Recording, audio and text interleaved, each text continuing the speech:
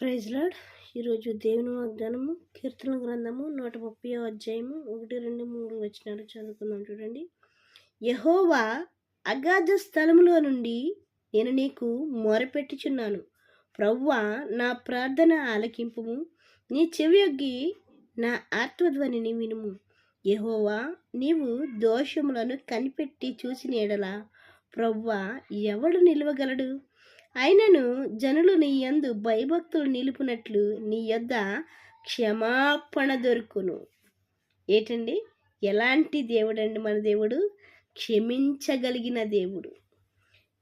ఏం కోరుకుంటానంటండి? నీ యొద్ద క్షమాపణ దొరుకును. ఎప్పుడు క్షమాపణ దొరుకుతుందంటే, ఎప్పుడైతే ఆయన యందు భయభక్తులు నిలుపుతున్నామో, ఏంటండి? ఎప్పుడైతే ఆయన యందు భయభక్తులు నిలుపుతున్నామో అప్పుడు ఆయన ఏం చేస్తున్నాడండి?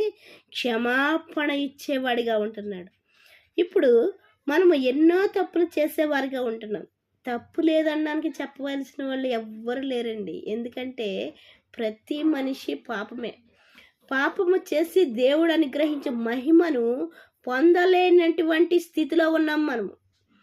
దేవుడు అనుగ్రహించే మహిమను నీతిమంతుడు లేడు, ఒక్కడును లేడు అని చెప్తున్నాడు. నిజమే కదండి? ఒక్కడు కూడా నీతిమంతుడు లేడండి.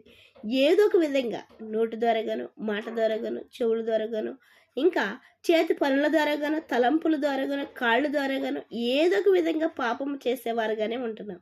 ఇంకా ప్రార్థన చేయకుండా ఉండడం కూడా పాపమే అంటున్నాడు. ఇంకా ఆజ్ఞ అతిక్రమించడం కూడా పాపమే అంటున్నాడు. ఇలాంటి పాపాలు ఎన్నో చేసేవారిగా ఉంటున్నాం మనం. అయితే ఇక్కడ ఏమంటున్నాడంటే, అయినను జనులు నీ యందు భయభక్తులు నిలిపినట్లు నీ యొద్ద క్షమాపణ దొరుకును. ఇక్కడ పై వచనంలో ఏమంటున్నాడంటే, యెహోవా, నీవు దోషములను కనిపెట్టి చూచిన ఎడల ప్రభువా, ఎవడు నిలవగలడు? ఆయన ఎదుట మనం నుంచోగలమండి? చెప్పండి. ఆయన ఎదుట మనం నుంచోగలమా? మనం నిజంగా పాపము లేని వాళ్ళమైతే నుంచోగలం, కానీ ఏ పాపం చేయకుండా ఉండగలిగిన నరులు ఎవ్వరు లేరని వాక్యంతో హెచ్చరిస్తున్నాడు ఆయన. కాబట్టి మనలో పాపం ఉంది కాబట్టి ఆయనకి స్పష్టముగా కనబడుతుందండి. మనుషులకైతే కనపడదు, కానీ దేవునికైతే స్పష్టముగా కనబడుతుంది. కాబట్టి ఆయన ఎదుట మనము నిలవలేమండి. ఇక్కడ ఏమంటున్నాడు? ప్రభువా, నా ప్రార్థన ఆలకింపు ప్రభువా అంటున్నాడు. నీ ప్రార్థన ఆలకించాలంటే నువ్వు పరిశుద్ధముగా జీవించి అప్పుడు దేవునికి మొరపెట్టాలి కదా.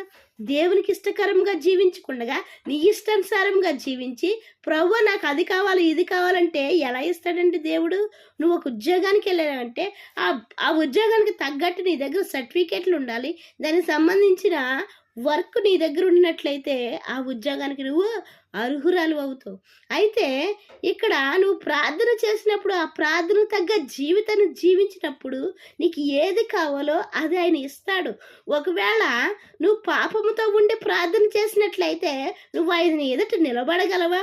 ఇక్కడ చూడండి, ఆయనకి కనబడని పాపం ఏమీ లేదు, ఆయన కనబడని లోకం ఏది లేదు. లోకమంతటా ఆయన కన్ను దృష్టి సంచారము చేయుచున్నది. చూడండి, ఇక్కడ ఏమంటున్నాడు? ఎవడు నిలవగలడు ప్రభువా నీ ఎదుట పాపము నువ్వు చూసినట్లయితే అంటున్నాడు.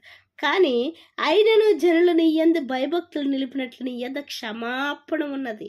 తప్పు చేసినా కూడా నీ యందు భయభక్తులు కలిగి ఉన్నట్లయితే నువ్వు క్షమిస్తావు అని చెప్తున్నాడు.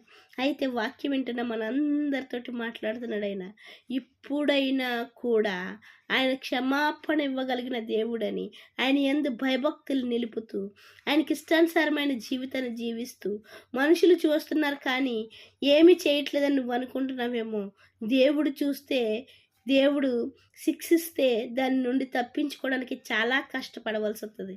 కాబట్టి దేవుని శిక్షకు గురవ్వకుండా, మనుషుల్ని కాకుండా దేవుడు చూస్తున్నాడన్న ఆలోచనతోటి మనము చేస్తున్న తప్పులను సరిదిద్దుకుంటూ దేవుని యొద్ద క్షమాపణ అడిగినట్లయితే ఆయన ఏం చేస్తున్నాడండి? క్షమాపణ ఇచ్చేవాడిగా ఉంటున్నాడు. నీ యొద్ద క్షమాపణ దొరుకును ప్రభువా అంటున్నాడు. దేవుని నువ్వు అడిగినట్లయితే, దేవుని యందు విశ్వాసం ఉంచుతూ దేవుని యందు భయభక్తులు కలిగి భయభక్తులను నిలుపుతూ దేవునికి ఇష్టానుసారమైన జీవితాన్ని జీవించినట్లయితే ఆయన యొద్ద క్షమాపణ ఉందండి. ఆ క్షమాపణ పొందుకోవడానికి మనమందరము సిద్ధపాటు కలిగి ఉందాం. మనం ప్రార్థన చేసినప్పుడు ఆయనకి ఇష్టానుసారమైన ప్రార్థన చేస్తూ ఆయనకి ఇష్టానుసారమైన బ్రతుకుతూ ప్రభువా నీ చిత్తమైతే నాకు ఏది కావాలో దయచేయని మనం ఆయనకి ఇష్టానుసారంగా అడిగేవారిగా ఉందాం. మన ప్రార్థన ఆయన సన్నిధికి చేరేటట్లు మనం ఎలా ప్రవర్తించాలో నేర్చుకునే వారిగా ఉందాం. నేర్చుకుని ఆయన ఇచ్చి బహుమానాలను పొందుకోవడానికి, ఆయన ఇచ్చి క్షమాపణ పొందుకోవడానికి, ఆయన భయభక్తులు కలిగి ఉండడానికి సిద్ధపాటు కలిగి ఉందాం. దేవుడిచిన పరిశుద్ధ వాక్యం దీవించిన గాక. వాక్య పరిచర్యలో మీ సహోదరి. ఆమేన్.